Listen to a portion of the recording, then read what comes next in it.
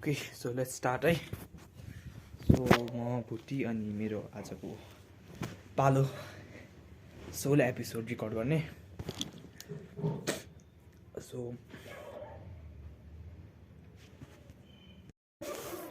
So आज मेरो episode थियो to kind of address a topic that you like. So मेरो इन्ट्रेस्टहरू चाहिँ kind of controversial topicsहरुमा धेरै छ.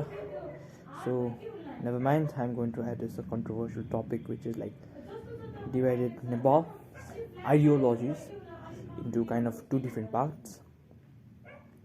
These are the kingship, जुन king भन्ने नेपालमा हुनुपर्छ कि हुनु हुँदैन भन्ने बिचमा चाहिँ kind of a lot of debate हुँदैछ अहिलेको इन्भाइरोमेन्टमा.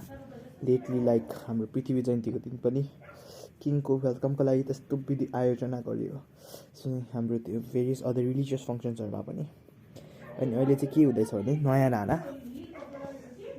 राजा औ देश बचाउ भन्दैछन् सबैजनाले.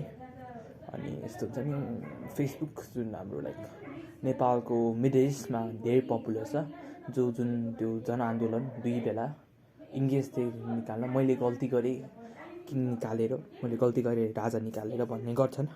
मैले यसो हेर्दाखेरि यो चाहिँ म्याक्रो लेभलमा हो, माइक्रो लेभलमा होइन. यो चाहिँ म्याक्रो लेभलमा चाहिँ काइन्ड अफ कुरा मात्रै गरेर हो. सो मेरो विचारमा चाहिँ let's look into the both matters and we are going to give our conclusion. So what's a democratic state? A democratic state is a country in which there is a constitution binding all the people together. It's an inclusive constitution in nature. Nepal ko चाहिँ inclusive constitution भन्छौँ हामी. So democracy supports monarchy, but हाम्रो नेपाल भनेको Republican state हो. अहिले federal republican भन्छ. Two are the same, but एउटा fine lining of difference, फिस लाइनिङ डिफ्रेन्स चाहिँ के हुन्छ भने दुईवटा स्टेटको बिचमा चाहिँ the state of republicans do not offer any kings, whereas the state of Democrats offer a king. जनआन्दोलन बेला नेपालले हटाए किङलाई. अनि त्यति बेलै यो full concept of corruption came out. 601 members, 602 members, 603 members, 101 जनाले करप्सन गर्यो. राजा ल्यायो भने राजाले एउटाले मात्रै खान्छ, अरू सबैले खानु पर्दैन भन्ने कुरा निक्ल्यो. अहिले चाहिँ म यसो कुरा सुन्दाखेरि चाहिँ people are provoking a country in which उनीहरूको विचार चाहिँ कस्तो हुन्छ भने मेजर पब्लिकको विचार चाहिँ मलाई एब्सोल्युट मोनार्की चाहिन्छ. उनीहरूको विचारमा चाहिँ कन्स्टिट्युसन मोनार्की र एब्सोल्युट मोनार्की एउटै हो भन्छ. होइन, constitution monarchy like in the UK, constitution monarchy the monarchy is in the position of the president. There is no president in that state. The monarchy is the president and have only major minor functions to conduct. Whereas the absolute monarchy भने प्रेसिडेन्टको मोनार्कीको हातमै सबै हुन्छ. त्यो पञ्चायत कालमा भयो भने मोनार्कीले जे त्यही गरिदिने, जसलाई मार्नु पर्यो त्यसलाई मारिदिने. त्यसैले त रिभोक भएको नि. त्यसैले त फ्युचरमा हामीसँग मोनार्कीसित रिभोक गरेको नि. The Nepal can still offer constitutional monarchy in this case as well. The constitutional monarchy is not going to bring any sustained changes, any changes in the whole structure of Nepal. किनभने उनीहरू still हुन्छ presidents, prime ministers, not presidents, prime ministers, they still will be in that level. उनीहरूको पनि power hold गरे हामीले. But the monarchy will be not holding any specific power. Disturb नगर्ने यार. Sorry मेरो बहिनी थियो. एनी स्पेसिफिक पावर अनि एउटा स्पेसिफिक पावर चाहिँ होल्ड गर्दैन. सबै स्पेसिफिक पावर चाहिँ प्राइम मिनिस्टरकोमै जाने हुन्छ क्या इन कन्डिसन्समा चाहिँ. यो चाहिँ कन्स्टिट्युसन मोनार्कीको. एब्सोल्युट मोनार्कीमा चाहिँ एडभाइजरी गभर्मेन्ट भन्ने फर्म हुन्छ क्या.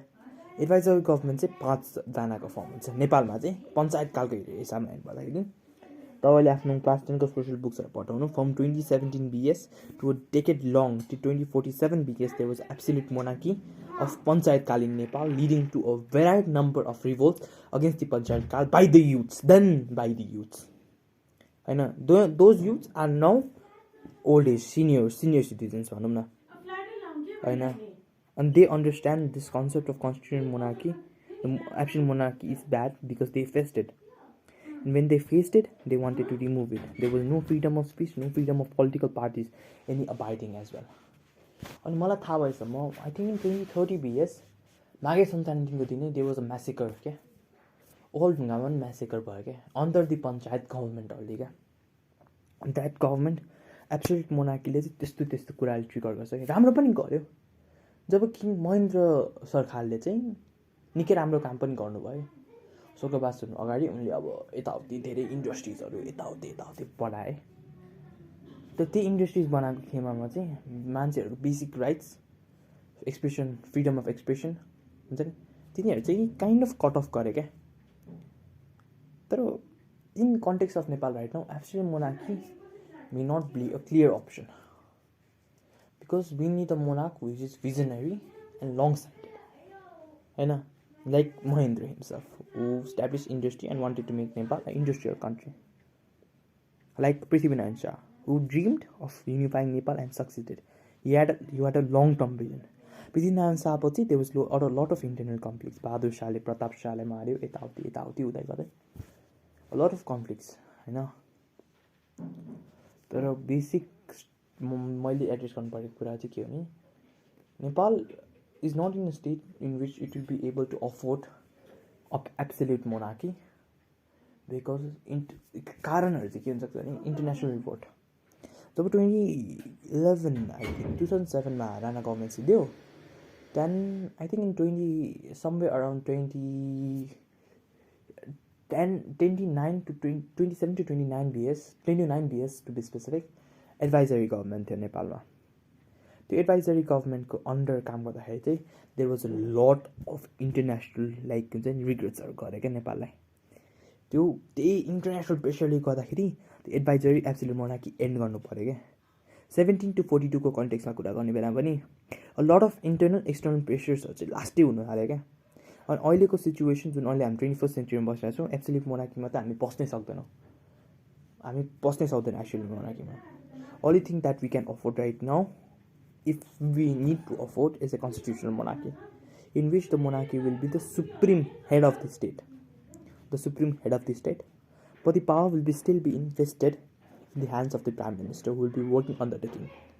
This may reduce poverty.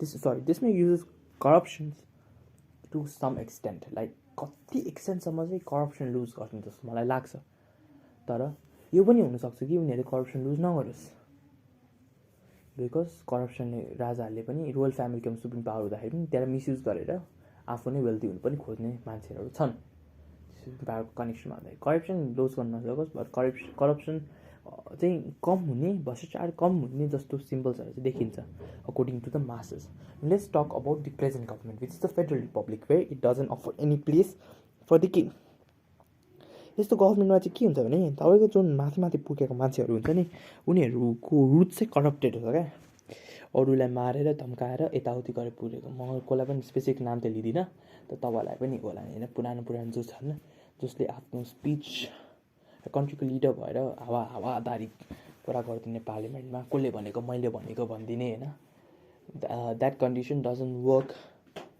In this kind of state like in a democracy in a republican state we don't offer king and the prime minister who is the head of the state is liable to be not be corrupted त्यो चाहिँ हामीले accountable राख्नुपर्ने हुन्छ कि हामीले question गर्न सक्नुपर्ने हुन्छ कि अनि हाम्रो चाहिँ के विचार हुन्छ भने बाजे पुस्तादेखि नै हाम्रो चलिरहन्छ माओवादी हो बाजे पुस्तादेखि माओवादी हो मेरो बाजे माओवादी बाबा माओवादी म पनि माओवादी चाहिँ चल्दैन क्या हामीले आफ्नो हुन्छ नि एउटा स्पेसिफिक हेरिडिटरी पार्टीको रूपमा चाहिँ हेरिडिटरी जुन हाम्रो फ्यामिलीले पास भएको पार्टीलाई चाहिँ भोट दिनु पर्यो क्या हामीहरूले चाहिँ आफ्नै चुज गर्नु पऱ्यो कसले विकास गर्न सक्छ who is the new youth leader who knows the Nepal in ground level तिनीहरूसित चाहिँ we should like talk and which will help us to develop the whole environment and not the whole culture of Nepal. त्यस्तै मात्रै Nepal can develop. Else, if you need to develop Nepal, democracy is the best option because people's will हुन्छ, voting हुन्छ, we can choose our leaders. त्यसमा चाहिँ it depends upon us which leaders we choose. We are not being able to blame them. We have to blame ourselves for putting them in that position. We have to blame ourselves to putting them in that position. राजा आएर पनि के पनि हुँदैन. राजा no election, nothing. We can't choose our leaders. We can't choose anyone. त्यति माथि supremacy हुन्छ राजाको.